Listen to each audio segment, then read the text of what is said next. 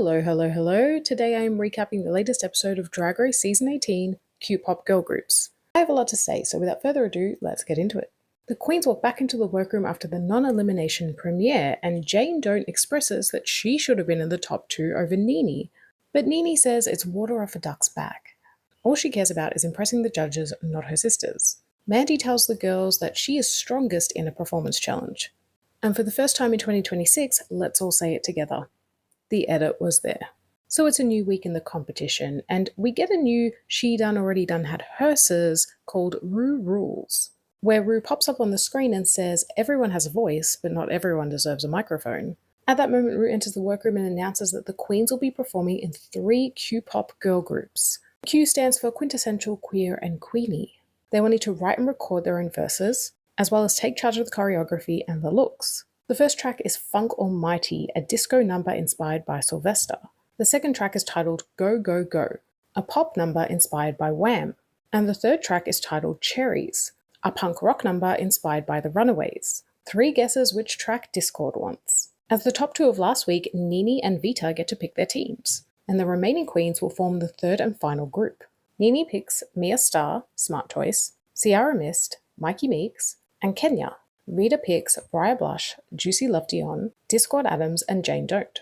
This leaves Athena Dion, Darlene Mitchell, Didi Fuego, and Mandy Mango in the third team. And Athena is pissed at not being picked.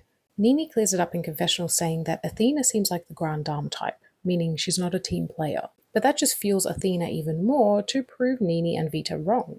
And Mandy Mango was clearly not taken seriously earlier when she said that performing was her strong suit. Before Rue leaves, he announces that someone will be going home this week. And so the 3 groups must pick the track they want. Athena reasons that because her team didn't get picked, they should get to choose the song. The issue is most of the queens want disco.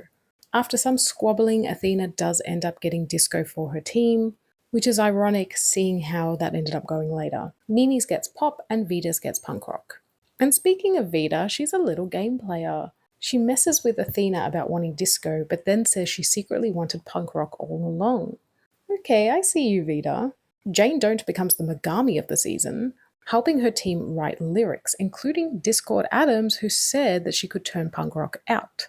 If you're in a punk rock band and you can turn it out, why do you need help with your lyrics? As the girls prepare, Athena shows her vengeful side. Nene mentions losing her voice, and Athena says in confessionals that it's karma. She's not listening to her team. She is in her feelings. She basically confesses during the choreography session that the rest of her team are duds, and she falls asleep during the recording sessions. Is Athena the villain of the season? On Elimination Day, Discord discusses how drag has become Disney-fied. She uses her punk rock band to spread important messages about injustice. Work. Somewhere the Boulay brothers are chuckling. Nene confesses to Athena that she didn't pick her because she's not a team player. On the main stage this evening, we have RuPaul in a shiny sort of metallic gown. And I really love the cut of this gown, and I love the gloves. I'm not a huge fan of the wig, but I love everything else.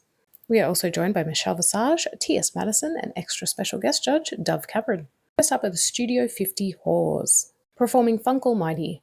And it's bad. It wasn't giving disco, it wasn't giving life, it wasn't giving cohesion. The judges looked so pissed off. Next is Glam performing Go Go Go. It was significantly better than the last team, not that that was a high bar to top. And last but not least, we have the Tucked-Aways performing Cherries. And this was the best group. The verses were funny and intelligent. They performed the crap out of it. They all looked cohesive, and they worked really well together. Jane was definitely the best. Category is your neck, your back, your pussy, and your crack. And I gave my top 2 to Ciara Mist. Crediting drag looks here on Instagram. I mean, this blue gorgeous fantasy is everything. This is exactly why I put Ciara in my top 3, because I knew we'd get looks like this.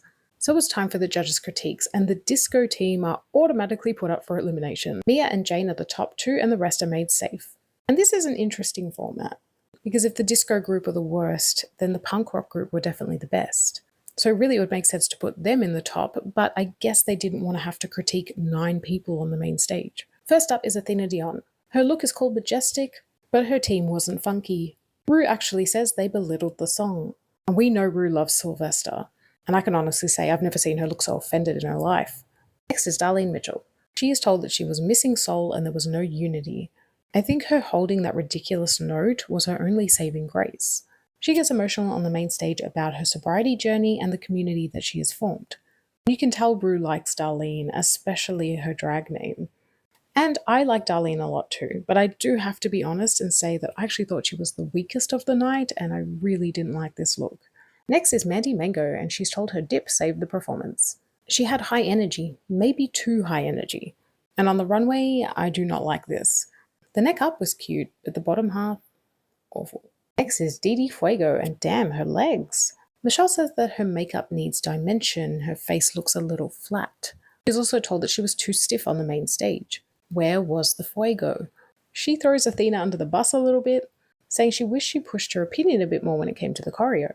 And this is confirmed in Untucked, where Athena does say that Didi pushed her under the bus.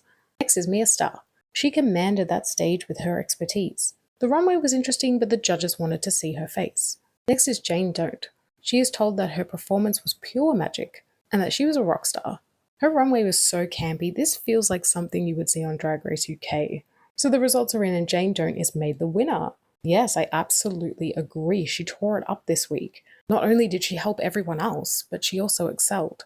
And it feels correct because her sister Irene was also with the top for the punk performance in All Stars 10. I can confirm Jane Don't tested positive for slaying. Darlene, Mia, and Athena are made safe, leaving Didi Fuego and Mandy Mango to lip sync it out. They performed Too Much by Dove Cameron. Mandy Mango's initial outfit removal was rough, but then it was on and it wasn't even close. She danced circles around Didi Fuego. I've never seen someone move so fast on the main stage. Mandy gets to stay. Them showing this, so shady. Didi becomes the pork chop of season 18. I have to say, I felt really bad for Didi. You could tell she was genuinely shocked, and I do think she had a lot more to show.